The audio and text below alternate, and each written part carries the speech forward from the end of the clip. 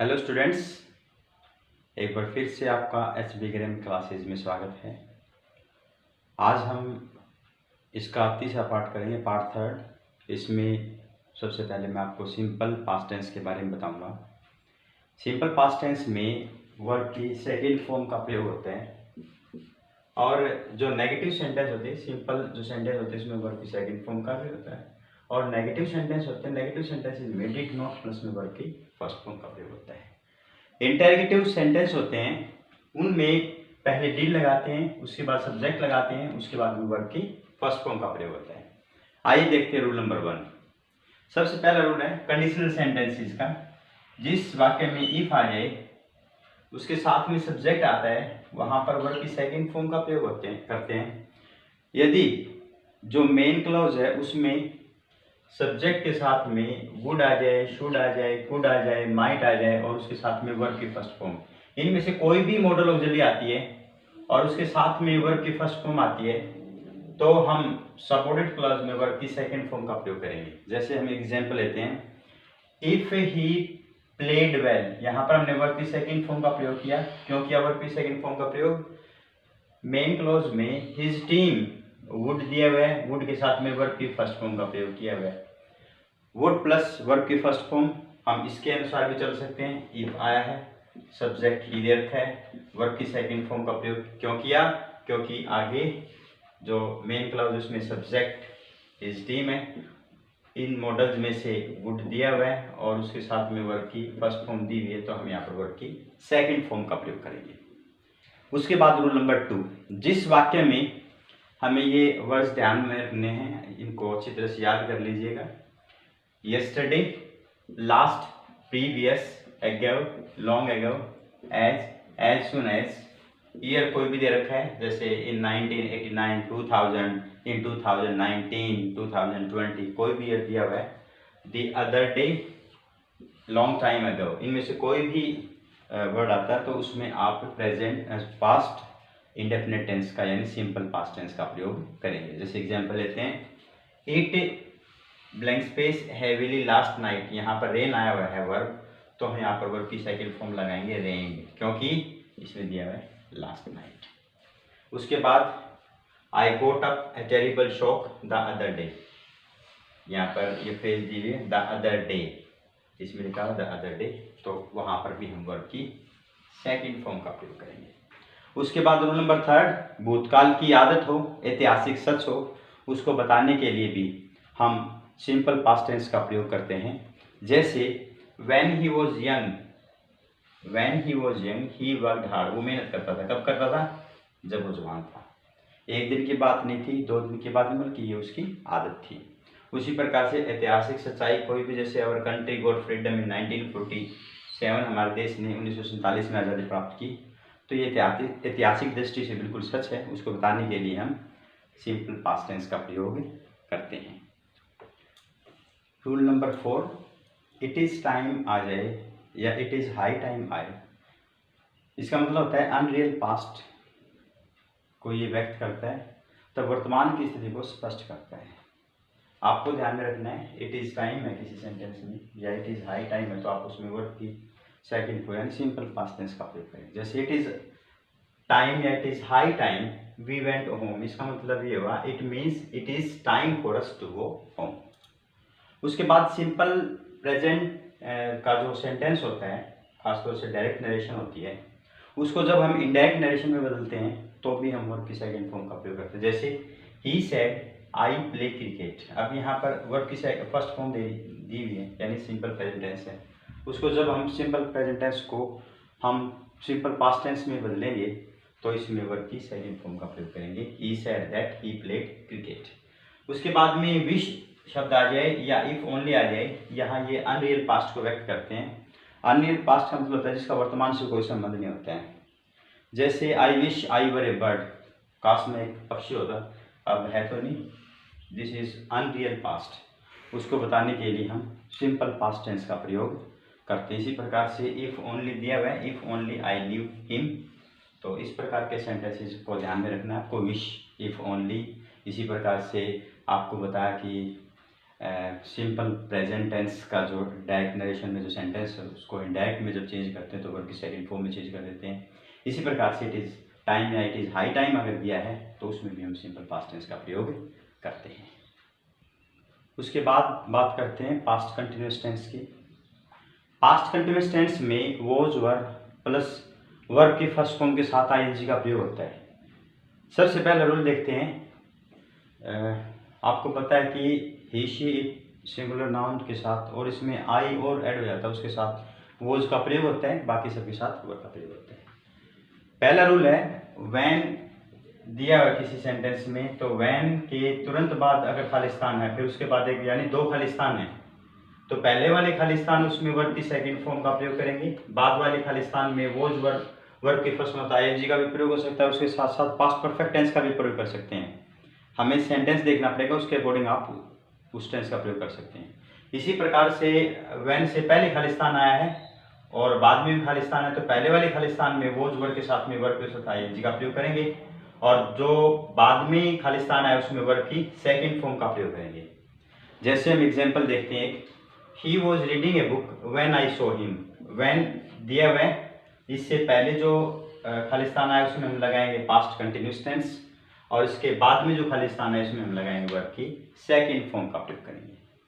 उसके बाद rule number 2 देखते हैं, something that happened again and again in the past. कोई भी घटना जो बार बार घटित हुई हो उसको बताने के लिए हम पास्ट कंटिन्यूस टेंस का प्रयोग करते हैं। जैसे Mohan and Sohan were always quarrelling, हालांकि और ऑलवेज में हम सिंपल पास्ट का भी प्रयोग कर सकते हैं, प्रेजेंट इंडेफिनिट टेंस का भी प्रयोग करते हैं, तो डिपेंड करता है उसका प्रयोग किस तरीके से हुआ है।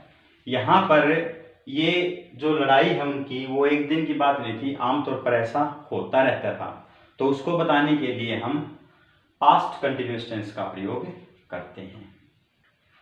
उसी प्रकार से rule number 3, to show that something continued for some time in the past. कोई भी बात जो कुछ समय तक रही वो परमानेंट नहीं रही, कुछ समय तक चली उसके बाद में फिर वो खत्म हो गई। जैसे all the students were shouting, इसका मतलब चिल्ला रहे थे, वो चिल्ला रहे थे, कुछ समय तक चिल्लाए उसके बाद शांत हो गए। इसी प्रकार से इट वॉज रेनिंग हैवीली, बरसात तेज बरसात हो रही थी, कुछ समय तक बरसात हुई उसके बाद वो खत्म हो गई। तो to show that something continued for some time in the past. उसके बाद रूल नंबर 4, भूतकाल में जब दो कार्य एक साथ चल रहे थे, when two actions were happening at the same time in the past. जब कोई भी दो काम एक साथ चल रहे थे तो दोनों ही कार्यों के लिए हम पास्ट कंटिन्यूस टेंस का प्रयोग करते हैं। जैसे ही वॉज प्लेइंग, यहाँ पर वो खेल रहा था एक काम, while his brother was reading, ये दूसरा काम, यानी दो काम चल रहे थे और दोनों में ही पास्ट कंटिन्यूस टेंस का प्रयोग करेंगे। इसके बाद रूल नंबर 5, कोई कार्य भूतकाल में विशेष समय के दौरान चल रहा था, यानी particular time in the past. अगर खाली यस्टरडे आता है और ये पर्टिकुलर टाइम मेंशन नहीं किया गया है तो हम यहाँ पर पास्ट इंडेफिनिट टेंस का प्रयोग करते हैं। लेकिन कब? Eight 7 o'clock, yesterday at 7 o'clock, विशेष समय के दौरान I was doing my homework, तो वहाँ पर फिर पास्ट कंटिन्यूस टेंस का प्रयोग करेंगे। और अगर होता है यहाँ पर ये यस्टरडे तो इस तरह से होता तो फिर हम यहाँ पर वर्ब की सेकंड यानी आई डिड। तो ये डिपेंड करता है कि किस प्रकार से सेंटेंस दिया गया है। उसके बाद हम बात करते हैं पास्ट परफेक्ट टेंस की। पास्ट परफेक्ट टेंस में हैड प्लस में वर्ब की थर्ड फॉर्म का प्रयोग होता है। सबसे पहला रूल देखते हैं, जिस प्रकार से हमने सिंपल प्रेजेंट टेंस में, पास्ट परफेक्ट टेंस में और सिंपल पास्ट टेंस में जो कंडीशनल सेंटेंस होते हैं उनमें जो सेकंड अर्थात जो दूसरा प्रकार का यानी जो सबऑर्डिनेट सेंटेंस होता है उसमें किस प्रकार की मॉडल दी गई उसी के अकॉर्डिंग हम वहाँ पर सिंपल प्रेजेंट, सिंपल पास्ट या पास्ट परफेक्ट टेंस का प्रयोग करते हैं। जैसे इसमें देखते हैं, यहाँ पर इफ दिया हुआ है, उसके बाद सब्जेक्ट, फिर हेड प्लस वर्ब के थर्ड फॉर्म तब लगाएंगे जब सबऑर्डिनेट में सब्जेक्ट के साथ में वुड, शुड, कुड, माइट में से कोई भी एक मॉडल हो, उसके साथ में हैव हो और उसके साथ में वर्ब की थर्ड फॉर्म का प्रयोग हो, तो हम यहाँ पर हेड प्लस में वर्ब की थर्ड फॉर्म का प्रयोग करेंगे। जैसे if he had played well his team would have won the match. अब यहाँ पर देखिए इफ आया है, सब्जेक्ट ही दिया हुआ है, हैड प्लस में वर्ब के थर्ड फॉर्म का प्रयोग किया, आगे सब्जेक्ट हिज टीम दी हुई है, उसके बाद में मॉडल्स में से वुड दिया हुआ है, उसके बाद में हैव के साथ में वर्ब के थर्ड फॉर्म, तो हमने यहाँ पर हैड प्लस में वर्ब के थर्ड फॉर्म का प्रयोग किया। उसके बाद में रूल नंबर 2, भूतकाल में कोई भी दो कार्य हुए हों तो जो कार्य पहले समाप्त हुआ हो उसमें हेड प्लस में वर्ब के थर्ड फॉर्म यानी पास्ट परफेक्ट टेंस का प्रयोग करते हैं, जो बाद में समाप्त हुआ उसमें वर्ब की सेकंड फॉर्म यानी सिंपल पास्ट टेंस का प्रयोग करते हैं। जैसे the bell had gone when I entered the classroom. अब यहाँ पर घंटी बज चुकी थी, व्हेन आई एंटर्ड द यानी क्लास में बाद में गया, उससे पहले घंटी बज चुकी थी, तो हेड प्लस में वर्ब के थर्ड फॉर्म जो पहले काम हो चुका है, जो बाद में वर्ब की सेकंड फॉर्म का प्रयोग करेंगे। उस प्रकार से रूल नंबर 3, अगर बिफोर आया है तो बिफोर से पहले हम हेड प्लस में वर्ब के थर्ड फॉर्म का प्रयोग करते हैं, बाद में वर्ब की सेकंड फॉर्म का प्रयोग करते हैं।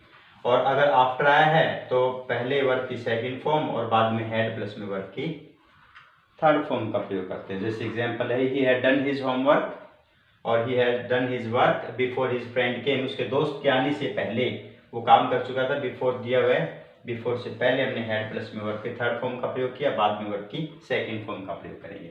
उसके बाद रूल नंबर 4 की बात करते हैं, to talk about particular time in the past. कोई भी पर्टिकुलर टाइम है जिसके पास्ट का है उसके बारे में हम बात करते हैं, तो वहां पर भी हम पास्ट परफेक्ट टेंस का प्रयोग करते हैं। जैसे he had published his 5 novels by the time he was 20, यानी एट द एज ऑफ 20, जब वो 20 साल का हुआ तब तक वो he had published his 5 novels, 5 novel वो पब्लिश करवा चुका था। तो इस प्रकार से हम कोई भी पर्टिकुलर टाइम की बात करते हैं पास्ट के, उसके लिए भी हम पास्ट परफेक्ट टेंस का प्रयोग करते हैं। जैसे मैं एक और एग्जांपल ले सकते हैं, at the age of 25 he had won 5 grand slams. So 25 साल की उम्र तक वो 5 ग्रैंड स्लैम, यानी 25 साल की उम्र में वो 5 ग्रैंड स्लैम जीत चुका था। So there are so many examples you can quote. इस प्रकार से नेक्स्ट रूल लेते हैं, रूल नंबर 5। उसके बाद रूल नंबर 5 की बात करते हैं, कुछ वर्ब हैं उनको ध्यान में रखना है, hope, intend, expect, think, want, suppose. भूतकाल की इच्छाओं को, आशाओं को और कल्पनाओं के लिए होता है जो पूरी ना हुई हो। जैसे एग्जाम्पल लेते हैं, I had intended to go to Mumbai last year. हालांकि लास्ट में हम सिंपल पास्ट टेंस का प्रयोग करते हैं, परंतु यहाँ पर इंटेंड वर्ब आई है। इसका मतलब ये हुआ, I had intended to go to Mumbai last year but couldn't go. We had hope to win the match but we couldn't win. So इस प्रकार के सेंटेंसेस में हम पास्ट परफेक्ट टेंस का प्रयोग करते हैं। उसके बाद हम बात करते हैं पास्ट परफेक्ट कंटिन्यूअस टेंस की। पास्ट परफेक्ट कंटिन्यूअस टेंस में हैड प्लस में बीन प्लस में वर्ब की फर्स्ट फॉर्म के साथ आईएनजी का प्रयोग करते हैं। इसमें पहला रूल है, हालांकि इसमें एक ही रूल है, वर्ब की सेकंड फॉर्म के साथ में सिंस या फॉर हो और टाइम हो तो वहां पर हम हैड प्लस बीन प्लस में वर्ब के फर्स्ट यानी पास्ट परफेक्ट टेंस का प्रयोग करते हैं। जैसे ही सेड दैट, यहाँ पर कौन सी फॉर्म आई है, सेकंड फॉर्म आई है। He had been reading a newspaper for 2 hours. अब यहाँ पर देखिए वर्ब की सेकंड फॉर्म बताया मैंने आपको, वर्ब की सेकंड फॉर्म दी हुई है, सिंस फॉर्म में से फॉर दिया हुआ है, उसके बाद में टाइम 2 आवर्स का दिया हुआ है, तो हम यहाँ पर पास्ट परफेक्ट टेंस का, पास्ट परफेक्ट कंटिन्यूअस टेंस का प्रयोग करेंगे। उसके बाद to show cause and effect, कारण और प्रभाव को दिखाने के लिए इसमें हम दूसरे टेंस का भी प्रयोग कर सकते हैं। मोहन वाज टायर्ड, क्यों, बिकॉज ही वाज प्लेइंग, ये भी कर सकते हैं। ही हैड बीन प्लेइंग, ये भी कर सकते हैं, दोनों ठीक है। इसमें ये नहीं है कि आपको पास्ट परफेक्ट ही लगाना, परफेक्ट कंटिन्यूअस लगाना है, आप पास्ट कंटिन्यूअस टेंस का भी प्रयोग कर सकते हैं। मोहन वाज टायर्ड, मोहन थक गया था, क्यों थक गया था, बिकॉज ही वाज प्लेइंग, ये भी ठीक है, और ही हैड बीन प्लेइंग, ये भी ठीक है। राहुल फेल इन 10+2, फेल हो गया था, क्यों, because he had not been working hard, क्योंकि वो मेहनत नहीं कर रहा था। तो इस प्रकार के सेंटेंसेस हैं, उनमें हम पास्ट परफेक्ट कंटिन्यूअस टेंस का प्रयोग करते हैं। ये चारों के चारों जो पार्ट हैं पास्ट टेंस के, वो मैंने आपको करवाए, उनके जितने भी रूल हैं वो मैंने ज़्यादा से ज़्यादा रूल लेने की कोशिश की है, और आई होप आपको ये सभी रूल समझ में आए होंगे। और अगर फिर भी आपको कुछ लगता है कि आपको कहीं कोई प्रॉब्लम है, देन यू कैन आस्क। और अगर आपको ये वीडियो अच्छा लगा है तो इसको ज़रूर शेयर करें, लाइक करें। Thanks very much.